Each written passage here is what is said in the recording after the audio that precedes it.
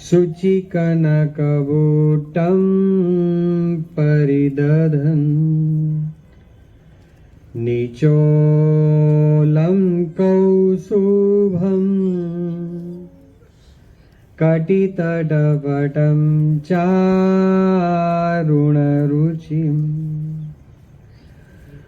बहून् हारान् हेमान् वरवलयकेयूरमुकुटान्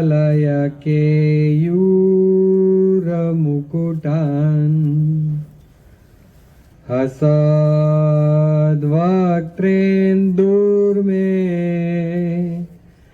दृशिजयतु नारायणमुनि।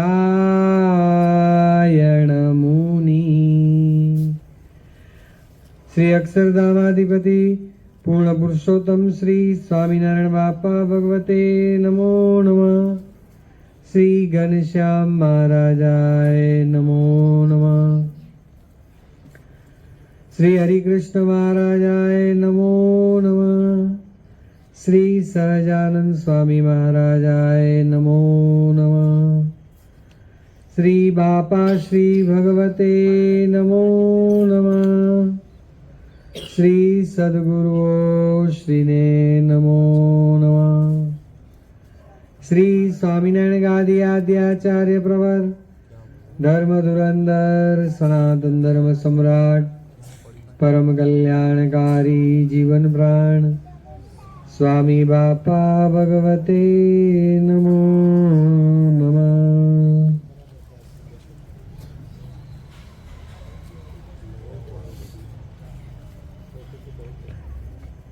શિક્ષાપત્રીના શ્લોકોની કથા ચાલે છે. ગઈ વખતે આપણે 2 શ્લોક લીધા હતા, હજી શરૂઆત થઈ છે એની. કયા શ્લોકો હતા? 2, 77 અને 78. ચાતુર્માસના વિશેષ નિયમો કયા કયા લેવા? વિષ્ણો કથાયા શ્રવણમ, વાંચનમ ગુણ કીર્તનમ, महापूजा मंत्र जप, स्तोत्र पाठ प्रदक्षिणा, साष्टांग प्रणतिश्चेति, नियम उत्तमा मता, एतेषु एकतमो भक्त्या धारणीयो विशेषत। नियम, विशेष नियम, ए बधी वात आवी। विष्णु कथाया श्रवणम, ભગવાનની કથાનું શ્રવણ કરવું. બંધુઓ, જે નવધા ભક્તિ છે ને, નવધા ભક્તિમાં સર્વશ્રેષ્ઠ ભક્તિ કઈ? શ્રવણ ભક્તિ. શ્રવણ ભક્તિ એટલે કથા વાર્તા સાંભળવી, ભગવાનના ગુણ કીર્તન સાંભળવા. એ બંધુઓ, શ્રવણ ભક્તિને શ્રેષ્ઠ કેમ કહી છે?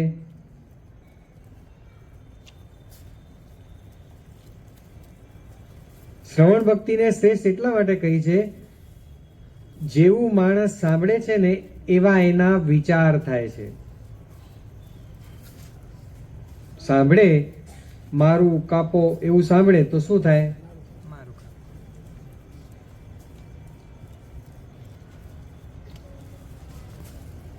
અને જો સારું સાંભળે તો સારા વિચાર આવે.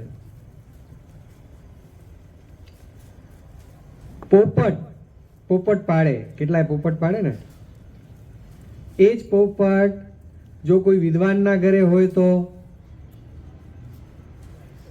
શ્લોકો બોલીને સ્વાગત કરે, અને એ જ પોપટ જો કોઈ કસાઈના ઘરે હોય તો ગાળો બોલે, મારો કાપો. જે આખો દિવસ થતું હોય ને જે જોતો હોય એ જ વાત થાય, એ જ આવે.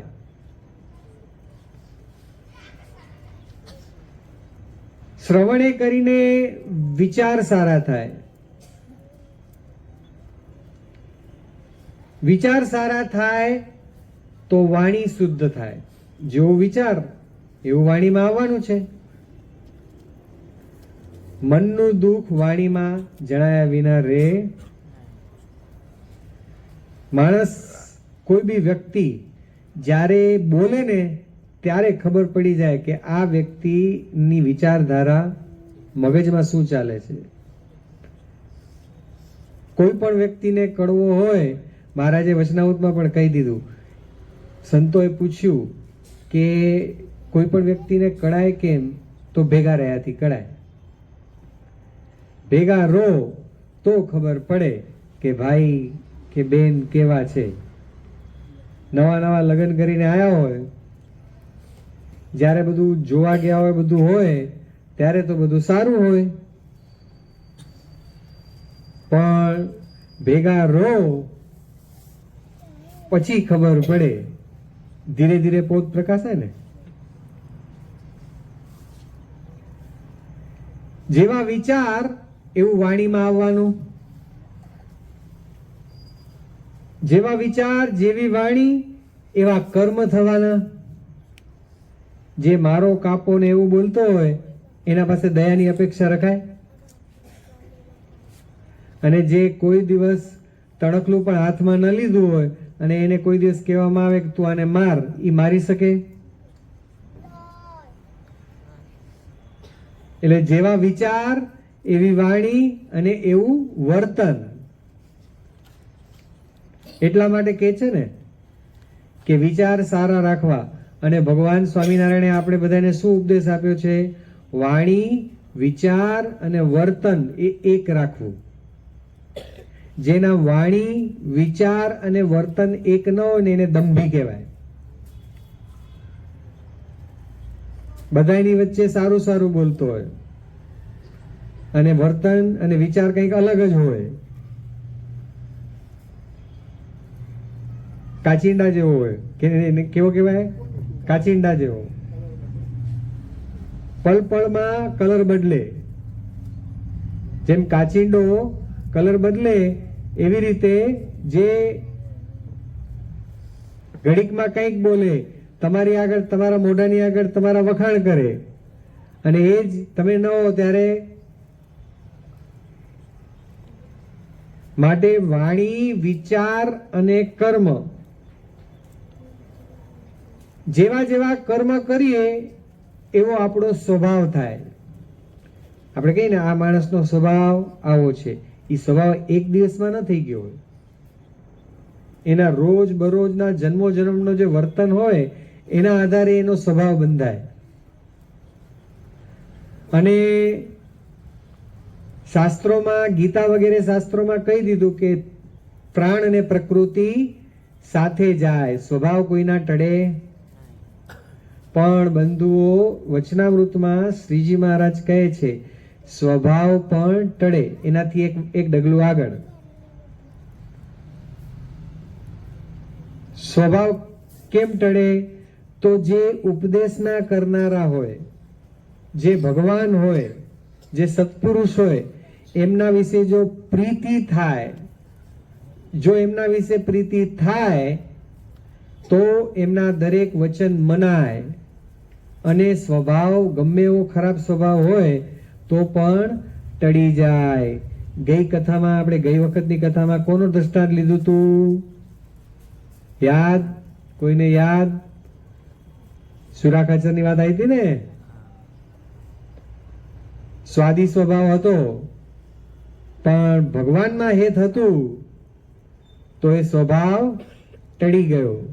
હા, સ્વભાવ ટળે એવા નથી, પણ ભગવાન અને ભગવાનના સત્પુરુષમાં હેત થઈ જાય અને જો ભગવાનને રાજી કરવાનું ખપ જાગી જાય, જો એ જ સુરા ખાચરને ખપ ન હોત, ભગવાનને રાજી કરવાનો ખપ ન હોત તો ભગવાન ક્યાં જોવા આવવાના છે? અને ઘરે જઈને ઘરવાળાને કહી દે ભગવાને ગમે તે કીધું હોય, મને તો જોઈશે, એ જોઈશે, ઘરની વાત બહાર નહીં લઈ જવાની, એવું જ કહી દે ને. પણ હેત ક્યાં હતું? તો ગમે એવો સ્વભાવ હતો તો ટળી ગયો. બંધુઓ, જોબન પગીની વાત આપણે બધા જાણીએ છીએ. કેવો ક્રૂર સ્વભાવ, ડાકુ.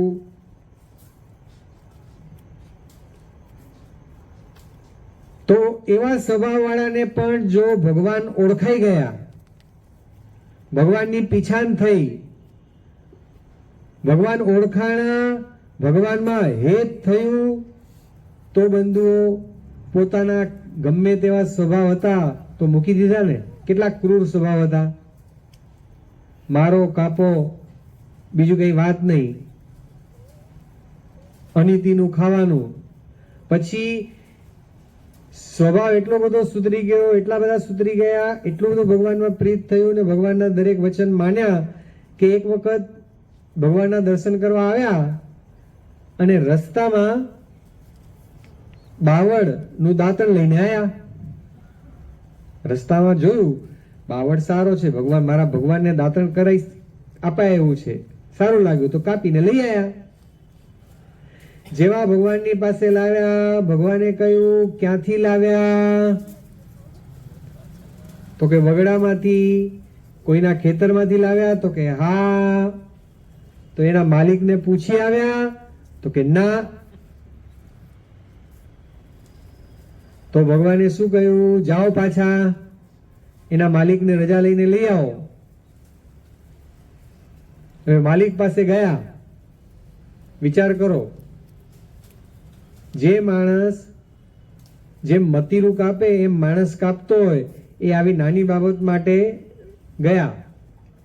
ખેતરના માલિકને કહ્યું કે હું આ તમારું દાંતણ અહીંયાથી કાપીને લઈ ગયો તો મારી ભૂલ થઈ ગઈ, તમને પૂછ્યા વિના. હવે આજે કોઈ બી વ્યક્તિ, કોઈ બી XYZ સામે વાળો વ્યક્તિ સેજ વાંકમાં આવે ને એટલે હબે તબે કરીએ, અમે હોઈએ, તમે હો કે ગમે તે હોય. અને આપણે વાંકમાં હોઈએ તો આપણો વાંક કેમ ઢંકાય, કેમ કોઈને ખબર ન પડે, એ સહજ સ્વભાવ છે, બધાનો સ્વભાવ છે. અને અહીંયા એનાથી વિરુદ્ધ ભગવાને પોતાનો દોષ સ્વભાવ એ આગળ લાવવાનું કહ્યું. એટલે પેલા ઓલાને ખબર નહીં કે કોણ છે, કેમ તોડ્યું ને આમ ને તેમ ને, તમે છો કોણ? ગમે તે હો, મારી ભૂલ થઈ, તમે આપતા હો તો લઈ જાઓ, મારા ભગવાન માટે લઈ જવું છે. તો કે ભગવાનની વાત કરો છો ને આમ ને. હવે દાંતણમાં શું છે?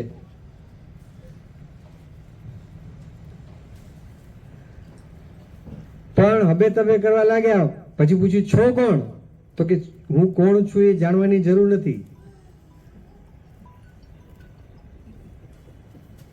ના, હવે તો કહો તમે કોણ છો. હબે તબે માં આવી જાય પછી શું થાય? તો કહ્યું કે હું તો જોબન. તો બંધુઓ નામ સાંભળીને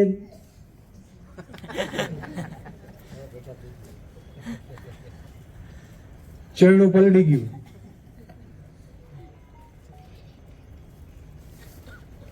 બંધુઓ વિચાર કરો, ભગવાને એટલા માટે તો શિક્ષાપત્રીમાં પણ લખી નાખ્યું કે સ્તેન કર્મ ન કર્તવ્યમ ધર્માર્થમપી કેનચિત સસ્વામી કાષ્ટ પુષ્પાદિ ન ગ્રાહ્ય મદાશ્રિતા. કોઈ પણ નાની સરખી વસ્તુ પણ ધણિયાતી હોય એ આપણે લેવી.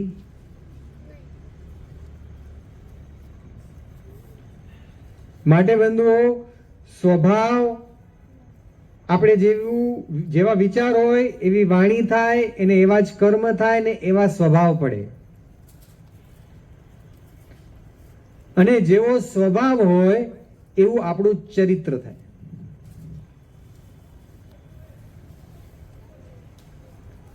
દરેક વ્યક્તિ કોઈક ભાડે તમે રહેવા જતા હો, અથવા તો કોઈક નોકરીએ જતા હો, કે ક્યાંક બીજો નાનું મોટું પ્રસંગ હોય કે કઈ હોય, તો સૌથી પહેલા શું કહો? શું જાણો બીજા પાસે? માણસ તરીકે કેવો છે? તમે કોઈને રાખો, કોઈને કામે રાખો, અથવા તમે ક્યાંક કોઈકના કામે જાઓ, માણસ તરીકે કેવો છે? આંખનો ને હાથનો ચોખ્ખો છે ને? બે વસ્તુ જોઈએ, આંખનો ને હાથનો. આંખનો ને હાથનો સમજી ગયા ને? હાથનો એટલે અને આંખનો એટલે જોઈએ કે નહીં? બધાએ આપણે જઈએ તો આપણા માટે બધા જોઈએ કે કામે, અને તમે કોઈકને કામે રાખતા હો તો તમે પેલા આ બે વસ્તુ તો જુઓ ને. કોઈને ભાડે રાખતા હો અથવા તો કોઈને કામે જાઓ, આ બે વસ્તુ પેલા જુએ. માટે વિચાર, વાણી, કર્મ, સ્વભાવ, ચરિત્ર અને જેવા આપણા ચરિત્ર હોય એવા આપણા ભાગ્ય થાય. આજે કોઈ એક વ્યક્તિ કે હું આજે બહુ દુઃખી છું, તો પૂર્વ જન્મમાં એણે આવા ખોટા કર્મ કર્યા છે એટલે આજે દુઃખી છે. અને કોઈ વ્યક્તિ આજે સુખી છે તો એણે પૂર્વ જન્મમાં સારું કર્યું હશે તો આ જન્મમાં સુખી છે. પણ જે સુખી છે એ જો ખરાબ કર્મ કરે તો પાછો નીચે ઉતરે, અને જે દુઃખી છે અને એ જો સારા કર્મ કરે તો પાછો ઉપર આવે. ખોડાભાઈ બહુ ગરીબ, ખાવા પીવાના હાહા. વિચાર કરો, ગોપાળ બાપા ફરતા ફરતા એમના ગામે ગયા અને ભક્તોએ ને સંતોએ બધાએ પ્રાર્થના કરી કે ખોડાભાઈ ભગત સારા છે, પણ એમને અને દાંતને ને અન્નને વેર છે. મહેનત એ ખૂબ કરે છે પણ ભેગું જ થતું નથી.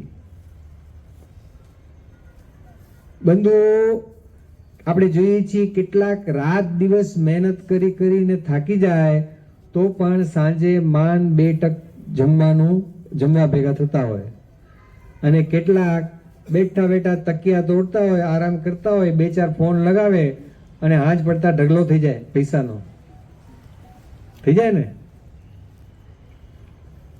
અને મોટા ભાગે આપણે એમ સમજીએ કે હું બુદ્ધિશાળી છું એટલે આવે છે. જેવા આપણે કર્મ કર્યા હોય એ અનુસંધાને બધું થાય, પણ જો આપણે ભગવાનની આજ્ઞા પ્રમાણે તે વખતે અત્યારે વર્તમાન કાળે ન વર્તીએ તો ભવિષ્ય આપણું પાછું ખરાબ જ છે, અને જો વર્તીએ તો ભવિષ્ય ઉજ્જવળ છે. બધાએ પ્રાર્થના કરી કે ભગવાન ગોપાળ બાપા આ ખોડાભાઈનું સારું થાય એવું કરો.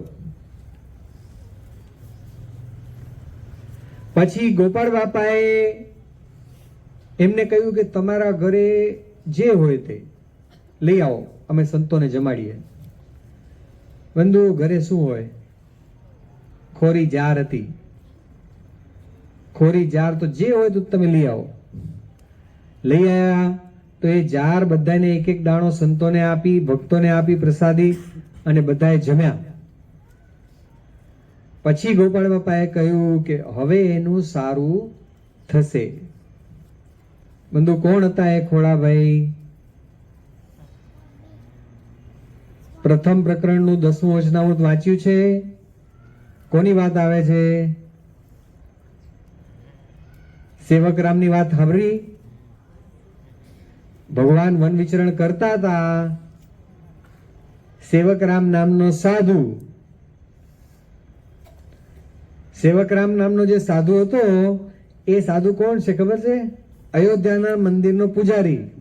જ્યારે ઘનશ્યામ મહારાજ નાના હતા અને રોજ અયોધ્યામાં મંદિરે દર્શન કરવા જતા, ત્યારે એ ત્યાંનો પૂજારી હતો એક મંદિરનો. એ પણ યાત્રા માટે નીકળ્યો હશે અને જ્યાં ભગવાનને ભેગા થયા રામેશ્વર સેતુબંધમાં, ત્યાં એ બીમાર પડ્યો. અત્યારની ભાષામાં કહીએ તેને મરડો થઈ ગયો. જેને મરડો થાય અને લોહી નીકળતું હોય તે વખતે સંશોધનો અને દવાઓ નહીં, એટલે માણસ પછી જીવે એવી આશા રખાય. જો એને ચાકરી કરનારો કે દવા કરનારો કે સેવા કરનારો કોઈ ન મળે તો એ જીવે નહીં. અને આ બાજુ ઘનશ્યામ મહારાજ પણ વન વિચરણ કરતા કરતા ત્યાં પહોંચ્યા.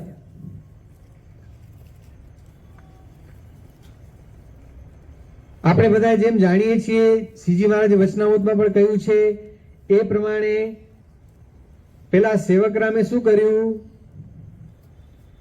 શ્રીજી મહારાજ પાસે રોજ પોતાની પાસે જે પૈસા હતા એ પૈસા આપીને સીધું મંગાવે. પેલા માંદો હતો તો ભગવાને એને કેટલી બધી સેવા કરી. તે વખતે તો વનવાસમાં તો કઈ હોય નહીં, એટલે પાંદડાઓની ભગવાન પથારી કરે, બે હાથ ઊંચી પથારી, પાંદડાઓ પાથરી પાથરીને પથારી કરે. જેમ આપણે હમણાં જ વાત કરી, એને મરડો થઈ ગયો હતો, થોડી થોડી વારે નાવાનું થઈ જાય, એટલે વળી પાછા ભગવાન પાંદડા ખસેડે, નવા પાંદડા લાવે. રાત દિવસ જાગીને મહેનત કરીને, અને મરડો થઈ ગયો કે નાવાનું થઈ ગયું તો શું જમાડવા પડે? દહીં. તો મહારાજ પોતે બજારમાંથી દૂધ લાવી દહીં જમાવે અને એને જમાડતા. એમ કરતા કરતા થોડોક સાજો થયો, એટલે જેમ જેમ થોડુંક અનાજ લેવા માંડ્યો, તો દરરોજ અનાજ એને પૈસા આપે, અનાજ લઈ આવે, બનાવે. મહારાજ ઘનશ્યામ મહારાજ બનાવે. બનાવ્યા પછી એને જમાડે. શરૂઆતમાં તો થોડું થોડું જમાય, રાખી મૂક, થોડી વાર રહીને જમીશ, રાખી મૂક, થોડી વાર રહીને જમીશ, એમ કરીને જેટલું લાયા હોય ધીરે ધીરે જમી જાય. પછી થોડાક હાજા થયા તો દાળ ભાત રોટલી શાક જમવા લાગ્યો. તો મહારાજ સીધું લઈ આવે, બનાવે અને જમાડે. 5-7 રોટલી કરી હોય, 2 રોટલી ખાય તો કે બીજી રાખી મૂક, થોડી વાર રહીને જમીશ. એમ કરતા કરતા 7-8 રોટલી એક સાથે જમવા લાગ્યો. પછી થોડુંક સારું થયું એટલે પછી શું કર્યું? મિષ્ટાન અને ફરસાણ ચાલુ કર્યા. રોજ મહારાજ બનાવે અને ભાઈ જમે, અને વધે તો શું કહે? રાખી મૂક, હું ખાઈશ પછી. પણ બંધુઓ વિચાર કરો, એક પણ દિવસ એમ ન કીધું કે તું જા આપણા બે નું સીધું લઈ આવ અને બંને આપણે જમીશું. મહારાજ સીધું લઈ આવે, રોજ બનાવે, જમાડે, જમાડ્યા પછી ભિક્ષા માંગવા જાય. બંધુઓ, ભિક્ષાનો નિયમ છે, સવારના પોરમાં જાઓ ને તો ભિક્ષા સારી મળે. હવે તમે બપોરે બધાએ જમી લીધું હોય, બધા ઠામણાએ ધોઈ નાખ્યા હોય, પછી ભિક્ષા લેવા જવો તો શું મળે? કઈ ના મળે. ઘણી વખત તો વધ્યું ઘટ્યું ન હોય. તમે વિચાર કરો, સીધું લઈને આવે, રસોઈ બનાવે, જમાડે, જમાડ્યા પછી તમે જાઓ, બપોરે 12-1 વાગે તમે સીધું લેવા જાઓ, ભિક્ષા લેવા જાઓ તો શું મળે? મોટા ભાગે ભગવાનને ઉપવાસ થતા, ક્યારેક કંઈક મળતું ને ક્યારેક કંઈક ન મળતું. પણ પેલો સાધુ સેવકરામ એટલો નિષ્ઠુર કે વધ્યું હોય તો ભગવાનને એમ ના કે આટલું જમી લો, તમારે જમવાનું મળ્યું કે ન મળ્યું, આટલો નિષ્ઠુર. અને બંધુઓ, 1-2 દિવસ નહીં, 6 મહિના સુધી ભગવાન એની સેવા કરી. અને જયારે હાજો થયો અને ઘી પચાવે, શેર ઘી પચાવે એવો થયો, ત્યારે પણ હાથમાં ઠાલો ઠાલો માળા લઈને ચાલે, અને પોતાનો જે મણભર વજન હતો સામાન, એ નીલકંઠ વર્ણી પાસે એટલે ઘનશ્યામ મહારાજ પાસે ઉપડાવતો.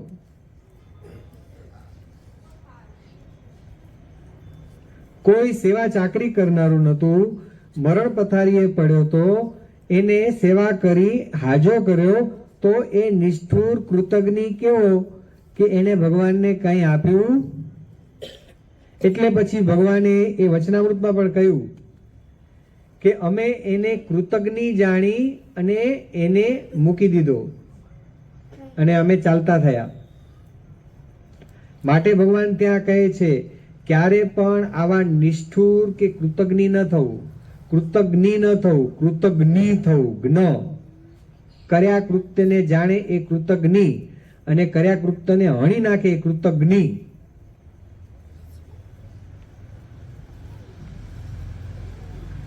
આપણા ઘરે કોઈ આવે,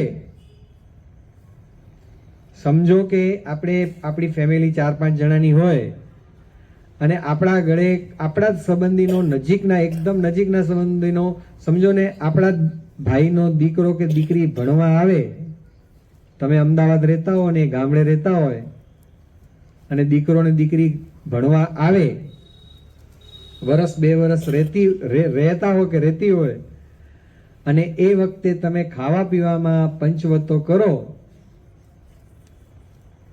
તો તમે આપણે કેવા કહેવાઈએ? પણ તમે એ તમારી દીકરી છે, તમારો દીકરો છે એમ કરીને રાખો તો કૃતજ્ઞ. અને બંધુઓ, નાની નાની વસ્તુ છે ને, દરેક વ્યક્તિ, આપણે પણ કોઈ આપણી સાથે કેવું વર્તન કરે છે એ આપણે પણ નોટ કરતા હોઈએ. ઘણી વખત મોટા ભાગે કોઈ બોલે, કોઈ ન બોલે, પણ બંધુઓ આ વ્યક્તિ કે આ પરિવાર કે આવા છે એવી છાપ તો લઈને જ જાય. ગમે એવો માણસ હોય, આપણને લાગે કે કોઈ બોલતું ન હોય એટલે આપણને એમ લાગે આને કે ખબર પડતી નથી. માટે બંધુઓ, એટલા માટે ભગવાને શું કહ્યું? જીવ દયા, પરમ, બધાની પ્રત્યે સમભાવ રાખો એ બાબતે. બંધુઓ વિચાર કરો, સેવક રામને 6 મહિના સુધી શ્રીજી મહારાજે આટલી સેવા કરી, આટલું કર્યું, એને ખાવાનું પણ પૂછ્યું નહોતું, અને પછી જ્યારે એનું એ મરણ પથારીએ 10-15 વર્ષે વેંકટેશમાં જઈને ત્યાં આખું મઠ સ્થાપીને મંદિર કર્યું ને બધું કર્યું, તેના 30-30, 40-40 ચેલા હતા, અને મરણ પથારી જ્યારે અંતઅવસ્થા આવી ત્યારે એ 30-30, 40-40 જે સેવકો હતા એની સેવા ચાકરી નહોતા કરતા. પછી ત્યારે એને યાદ આવ્યું કે નીલકંઠ વર્ણી હતા, ઘનશ્યામ મહારાજ હતા, કે જે હું જ્યારે હું યાત્રાએ નીકળ્યો હતો તો સેતુબંધ રામેશ્વરમાં મને આવી સેવા કરીને, મારી સેવા ચાકરી કરીને મને જીવતો રાખ્યો, અને તમે મારા 40-40 ચેલાઓ, આટલું મોટું મઠ મેં બાંધ્યું, અને તમે અહીંયા બેઠા બેઠા અહીંયા જલસા કરો છો, અને મારી આટલી પણ સેવા નથી કરી શકતા. પણ પછી શું કર્યું? ભોગવવાનું. બંધુઓ, અંત અવસ્થાએ એટલું સારું થયું કે એને ભગવાન યાદ આવ્યા એ બહાને. તો ભગવાને એને સત્સંગમાં જન્મ આપ્યો, અને એ ખોળાભાઈ. બંધુઓ, કેમ આ જન્મમાં આખો દિવસ મહેનત કરી થાકી જતા તો પણ ખાવા ભેગા નતા થતા? શ્રીજી મહારાજને જમવા નતું આપ્યું. એટલે બંધુઓ, આ લોકમાં આપણે આપણી જે પરિસ્થિતિ હોય એની પાછળનું કારણ આપણા પૂર્વ કર્મ છે.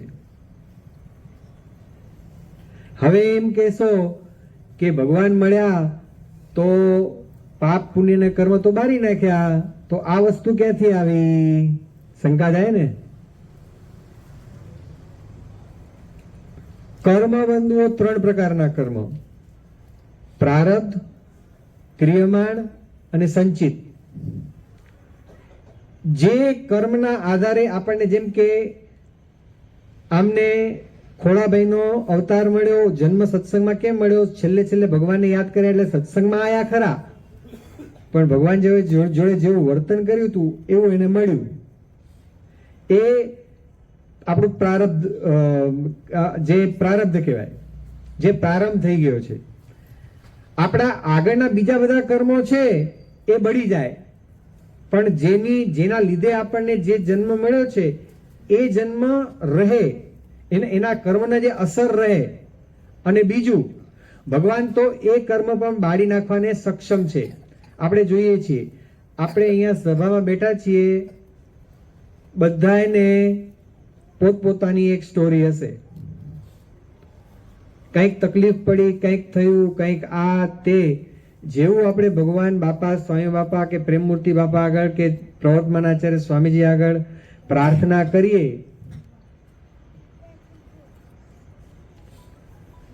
અને આપણા દુઃખ દૂર થઈ જાય, અને પ્રાર્થના કરવા છતાંય આપણને જે લાગતું હોય એ દુઃખ દૂર ન થાય, તો ત્યારે શું સમજવું? ભગવાનની મરજી. ભગવાન એક વખત સભામાં બિરાજમાન હતા, લાડુબા જીવુબા સભામાં બેઠા હતા. એક હરિભક્ત બહુ પ્રેમી જ્યારે દર્શન કરવા આવે ત્યારે એકદમ પ્રેમ દંડવત કરતો કરતો દર્શન કરવા આવે અને બહુ પ્રેમ જતાવે. એટલે લાડુબાને જીવુબાએ એમને કહ્યું કે ભગવાનને કહ્યું કે મહારાજ આ ભગત આવડો સારો આટલો સરસ છે અને આપ આને જ કેમ ગરીબ રાખ્યો છે? શ્રીજી મહારાજ કે અમે જેને જેમ રાખ્યો છે એમ બરાબર છે. તો કે ના મહારાજ તમારી ક્યાંક ભૂલ થતી લાગે છે. તો કે ના મહારાજ કે મેં જેને જેમ રાખ્યો છે બરાબર છે. ના મહારાજ ભૂલ થાય છે. હવે આપણને ખબર છે સ્ત્રી અટ એટલે કેવી. એટલે મહારાજે પડતું મૂક્યું કે જાઓ તમને બહુ દયા આવતી હોય તો જે તમને આપવું એ આપો. ભગવાનના વચને એટલે ભગવાનની કૃપાથી એમને સામર્થ્ય હતી કે ભાઈ જાઓ ધનવાન થાઓ.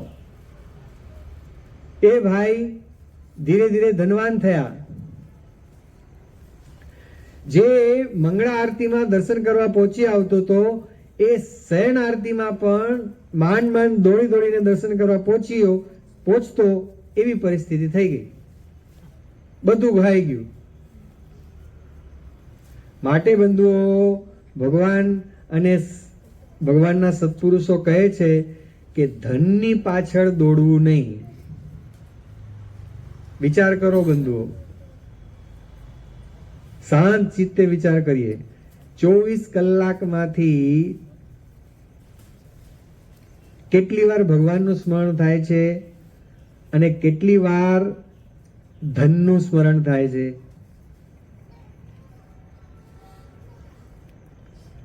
આપણા વડીલો અહીંયા સભામાં મોટા મોટા બેઠા છો એ બધાના વડીલો પેલા ક્યાં હતા? ગામડે હતા ને. શું કરતા હતા? ખેતીવાડી કરતા હતા. રોજ આખો દિવસ મહેનત કરીને 2 ટાઈમ જમી અને ગુજરાન ચલાવતા. તો એ સુખી હતા ને. આજે શહેરમાં આવી હાય હોયની હાટડી, એક ધંધો ની 2-3 ધંધા ચાલતા હોય, સાઈડ બિઝનેસ, આ નોકરી, આ તે. એક તો શહેરમાં આવ્યા, મુંબઈની કમાણી મુંબઈમાં સમાણી, પહોંચ હોય નહીં, પરિસ્થિતિ સારી દેખાડવા માટે ઊંચા ભાડે મકાન રાખ્યું હોય, પગાર આખું મકાનમાં જતું રહેતું હોય, તો ખાવું ક્યાંથી? સાઈડમાં બધું કરવું પડે ને. માંડ માંડ હવે ઘરમાં આવો છોકરા છૈયા થાય, લગ્ન કર્યા હોય છોકરા છૈયા થાય, પછી ડિમાન્ડ વધે બધી. આ જોઈએ ને ઉંમર થઈ ને ભણાવવાના છે ને આ કરવાનું છે ને તે કરવાનું છે ને સ્કૂલ જઈશ તો સાયકલમાં નહીં જાઓ.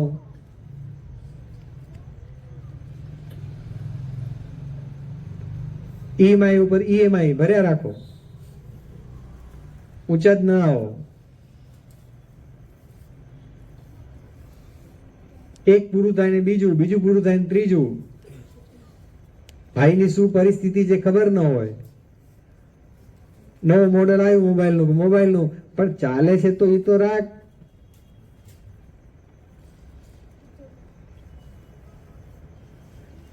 માટે બંધુઓ ભગવાને જેમ જેને રાખ્યા હોય એમ રહેવું, દેખાડે તેમ અને કહે તેમ કરવું. આપણી પરિસ્થિતિ જેવી હોય એની પાછળના જવાબદાર આપણે છીએ.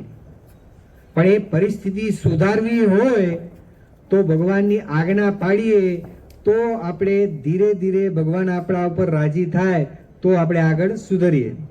બંધુ અહીંયા પેલા ભાઈને આવું થયું, પછી ધીરે ધીરે બહુ પૈસા વાળા થયા અને લક્ષ્મીજીને જ્યાં વરવા તૈયાર થયા ત્યાં ભગવાને કહ્યું કે જો તમે આ મેં એને જેમ રાખ્યો તો એ ખરાબ હતો કે સાચું હતું? તો કે બરાબર હતું. કારણ કે લાડુબા એ લક્ષ્મીજીના અવતાર.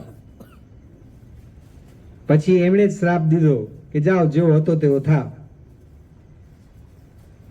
માટે ભગવાન અને ભગવાનના સત્પુરુષની આગળ આપણે પ્રાર્થના કરીએ અને પ્રાર્થના ભગવાનને મોટા પુરુષ આપણી સ્વીકારે નહીં તો એનો અર્થ એમ સમજવો કે આપણે જેમ રાખ્યા છે એમ રહેવું.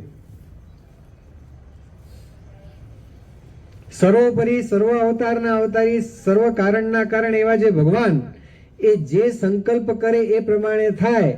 એ શું આપણા દુઃખ ન ટાળી શકે? ક્ષણવારમાં ટાળી દે, પણ એને આપણે પાત્ર જ નથી. એ આપણા દુઃખ ટાળી દેશે ને તો આપણે પેલા શેખજીની વાત નથી આવતી, અલૈયા ખચરની વાત આવે છે ને. ભગવાને શેખજીની દાઢી હતી. ભગવાને એને વણાક દેશમાં સત્સંગ કરવા માટે મોકલ્યા અને શું ઐશ્વર્ય આપ્યું? જઈને જેને કહેશો તમે કે દેખ મેરી દાઢી, તો એને સમાધિ થશે. એવું ઐશ્વર્ય આપ્યું. ભાઈ ગયા. આશય શું હતો? સત્સંગ કરાવીને જોડવાનું કોનામાં હતું? સમાધિ કરાવીને. ભગવાન આવા સામર્થ્ય વાળા છે.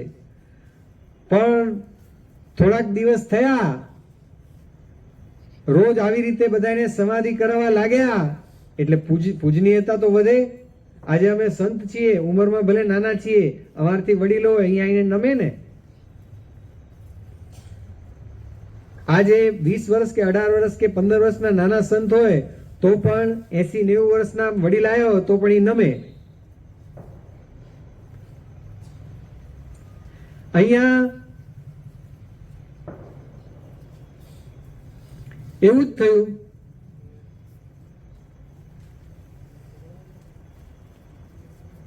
પછી શું થાય?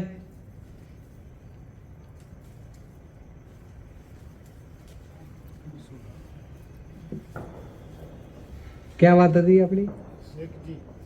હા, શેખજી. હવે થયું એવું, ધીરે ધીરે દરરોજ રસોઈઓ આવવા માંડી. બધા આસ્તા સ્વાસ્તા કરવા લાગ્યા. ઘરમાં પોતાના ઘરે જે સારી વસ્તુ હોય આપવા લાગ્યા.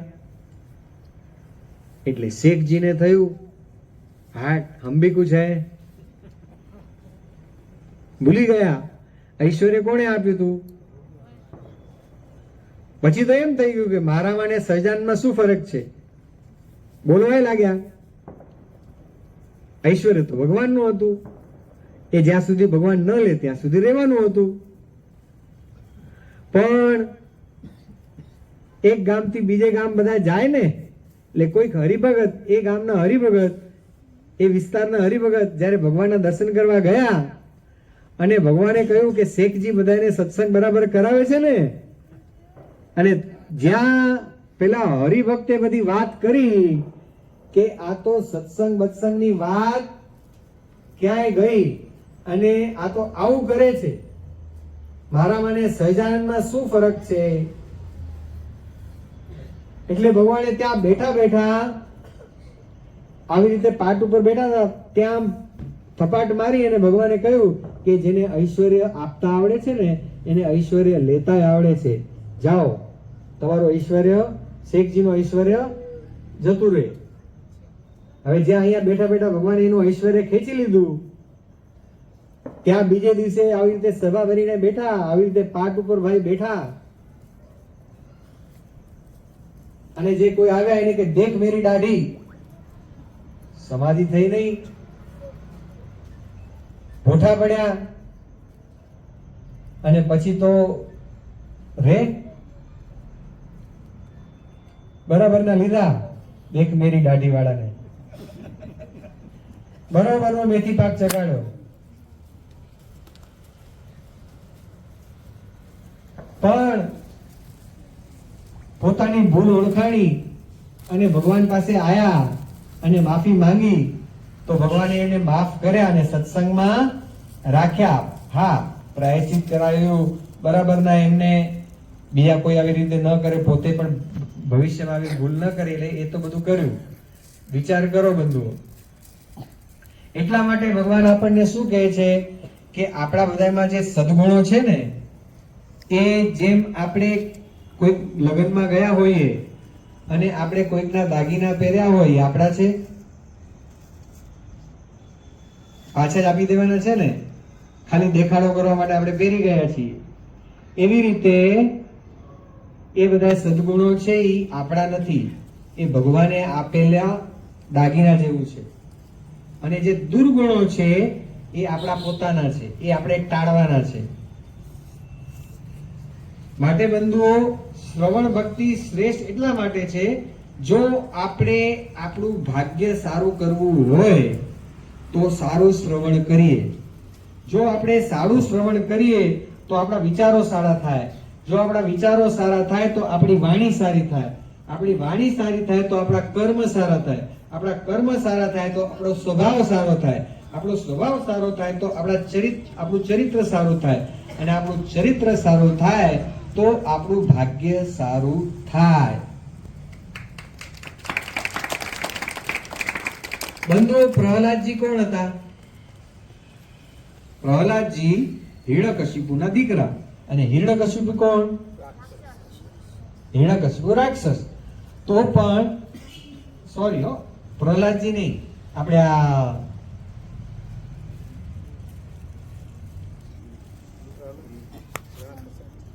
ના પેલા આપણે જે થાંભલાને બાથ બળી એ પ્રહલાદજી. હા બરોબર, સોરી. પ્રહલાદજી એ હિરણ્યકશિપુના દીકરા. વિચાર કરો, હવે જ્યારે હિરણ્યકશિપુ વનમાં જઈ અને તપશ્ચર્યા કરવા ગયા ત્યારે પ્રહલાદજી એમના માતુશ્રી હતા કયાધુ, એમના ગર્ભમાં હતા. પ્રહલાદજી હજી જન્મ્યા નતા, એમના ગર્ભમાં હતા. અને બરોબર એનો લાભ લઈ અને હિરણ્યકશિપુને હવે હંમેશા જેને કોઈ ન પહોંચે ને એનું પેટ પહોંચે. એ ન્યાય વિષ્ણુ ભગવાને નારદજીને ત્યાં મોકલ્યા કે તમે જાઓ, અત્યારે ત્યાં કોઈ નથી તો તમે કયાધુને સત્સંગ કરાવો. બંધુઓ, ગર્ભાવસ્થા એવી અવસ્થા છે ને બંધુઓ કે જો એમાં માં જેવું વર્તન કરે એવા બાળકમાં સંસ્કાર આવે. માં જેવું વર્તન કરે એવા એમાં સંસ્કાર આવે. જો ભક્તિ કરે તો દીકરો એવો પાકે. અને જો સિરિયલો ને બધું જોતું હોય અને જે તે થતું હોય, મારપીટ જોવાતી હોય તો એવા સંસ્કાર આવે. બંધુઓ, અહીંયા કયાધુ પેલા વનમાં ગયા છે તપશ્ચર્યા કરવા, અહીંયા એકલા છે. નારદજી આવ્યા, નારદજી એને એમના આશ્રમમાં લઈ ગયા અને દરરોજ નિત્ય સવાર સાંજ ભાગવતની કથા વગેરે થાય, આખો દિવસ સંત સેવા થાય, આ બધું થાય. દરરોજ કથા વાર્તા સાંભળવાથી એના ગર્ભમાં સંસ્કાર સારા પડ્યા. એટલા માટે અસુરને ત્યાં પણ જો પ્રહલાદજી જન્મ્યા તો એ કેવા થયા? એ ભગવાનના ભક્ત થયા. કેમ થયા? શ્રવણ. જેવું શ્રવણ કર્યું એ પ્રમાણે એવું થયું.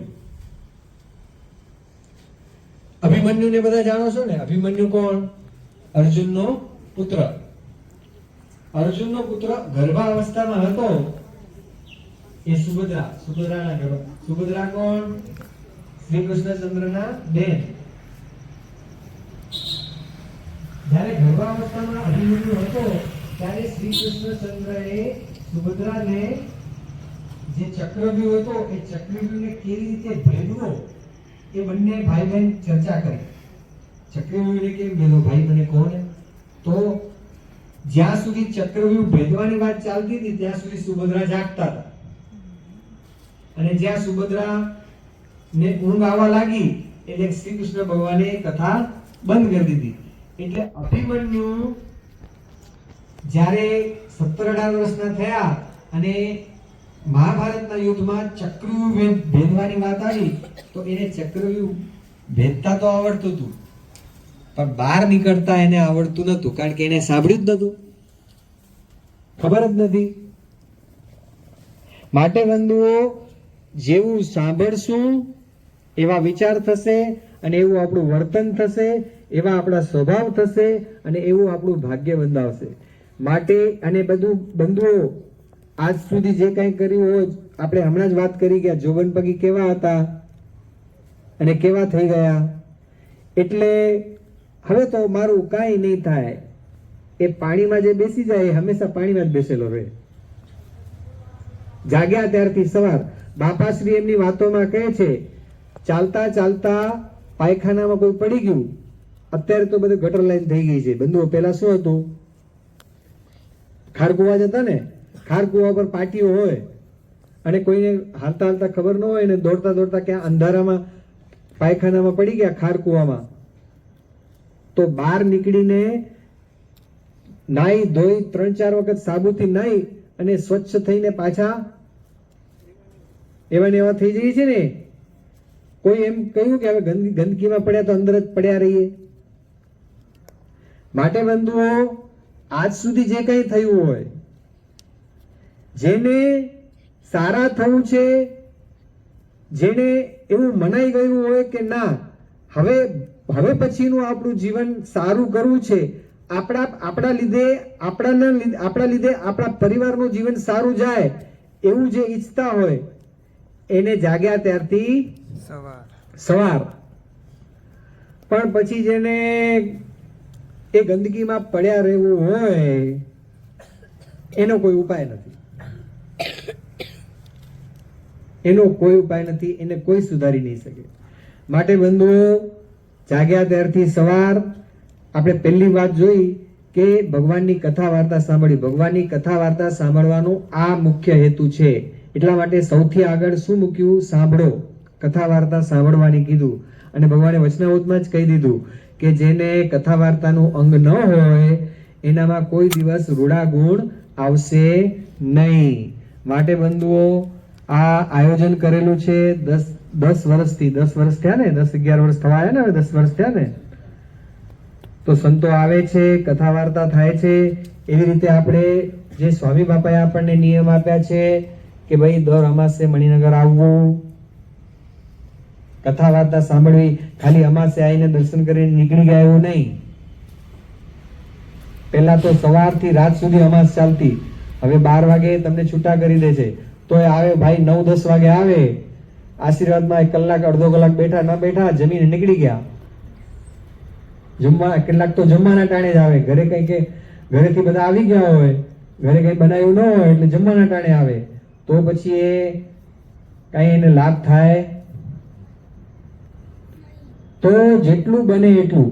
એટલા માટે બાપાશ્રી એમની વાતોમાં કહે છે કે જેમ શ્રીજી મહારાજે શિક્ષાપત્રીમાં દશાંશ કાઢવાનું કહ્યું છે ને, આપણે જે કંઈ કમાય એનો 10મો ભાગ ભગવાનને આપવું, એવી રીતે 365 દિવસમાંથી મહિનો, 1.5 મહિનો, 2 મહિના સંત સમાગમ કરવો, તો આપણે એ આપણું દશાંશ કાઢ્યું કહેવાય. હવે આવી રીતે અમાસ ને સંતો આવી રીતે કથા વાર્તા કરવા આવ્યા હોય અથવા તો બાપાનો કોઈ પ્રસંગ હોય, બધું જોવા જઈએ તો આપણું દશાંશ પૂરું થઈ જાય. પણ આવીએ તો જો આટલું પણ આપણે સત્સંગ કરશું, આટલું પણ આપણે કરશું ને, તો પણ આપણું ધીરે ધીરે આપણામાં આપણને જ ખબર પડશે કે હવે હું મારા સ્વભાવમાં ચેન્જ આવ્યો. પણ જો કથા વાર્તાનું જો અંગ નહીં હોય તો એ ભાઈમાં કોઈ દિવસ સુધારો આવશે. માટે સારા બનવું હોય, ભગવાનને રાજી કરવા હોય, આત્યંતિક મોક્ષ મેળવવો હોય તો કથા વાર્તા શ્રવણ ભક્તિનું આપણા જીવનમાં વિશેષ મહત્વ હોવું જોઈએ. જેને કથા વાર્તા ગમતી ન હોય તો સમજવું કે એમાં કોઈ દિવસ એ આગળ વધવાનો નહીં સત્સંગમાં. માટે બંધુઓ, ભગવાન બાપા સ્વામી બાપાને એ જ પ્રાર્થના કરીએ કે બાપા, સ્વામી બાપા, અમે દિવસે આપને રાજી કરવા માટે અને અમે આગળ સત્સંગમાં વધીએ અને આપનો અંતરનો રાજીપો મેળવી શકીએ એના માટે અમે કથા વાર્તા શ્રવણ ભક્તિમાં અમારી રુચિ જાગે અને દિવસે અમે એમાં આગળ વધીએ એવી દિવ્ય બળ, બુદ્ધિ અને શક્તિ આપજો. બોલો અક્ષરધામના અધિપતિ સ્વામિનારાયણ. ગણેશ મહારાજની